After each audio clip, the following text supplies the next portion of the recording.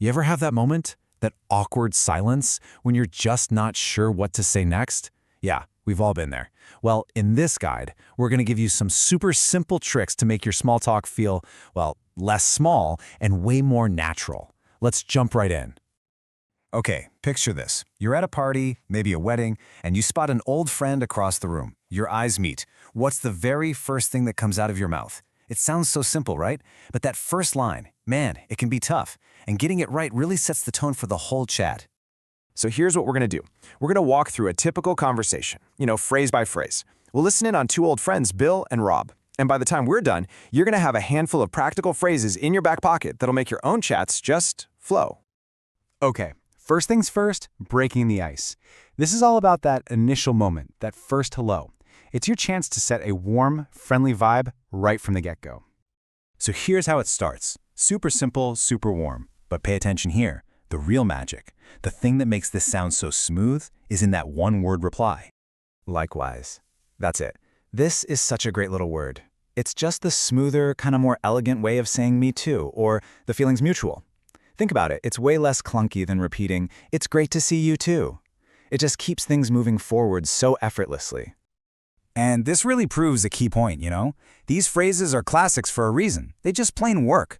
You don't have to come up with something witty or clever. Just being warm and friendly is really all it takes. All right, so you've broken the ice. Now what?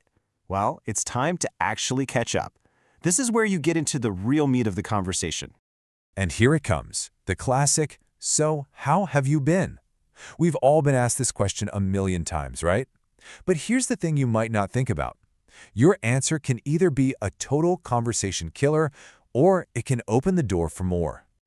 For instance, you could just say good, but let's be honest, where does the conversation go from there? It's kind of a dead end. A way better reply is something like can't complain. Now, can't complain is this awesome little phrase that just means, hey, things are generally pretty good. Not perfect, but not bad either. It just feels more real and authentic than a simple great. So why is this phrase so effective? Well, for one, it's positive, but still realistic. It just sounds way more natural than a flat good. But the most important thing, it keeps the conversation flowing.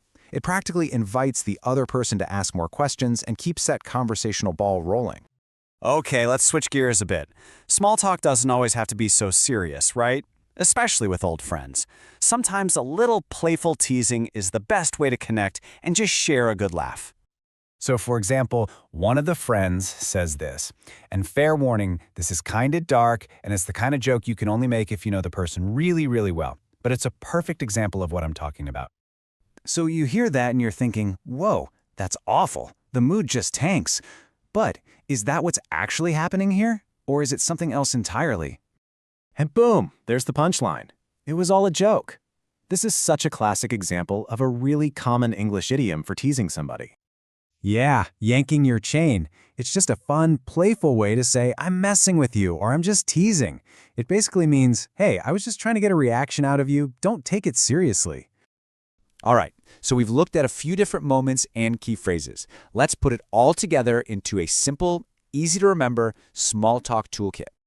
So here's that basic flow we talked about. You open with something warm like, great to see you. They can come back with a smooth, likewise. Then you move into the update. How have you been? And you can respond with something that keeps the door open like can't complain. And hey, if the vibe is right, you can even throw in a joke and let them know you're just yanking their chain. But look, the most important thing here isn't to memorize these lines like a script. Not at all. The real point is to use these little phrases as tools to build a natural rhythm, that back and forth flow that makes a conversation feel easy and actually fun. So, as we finish up, let me leave you with a question to chew on.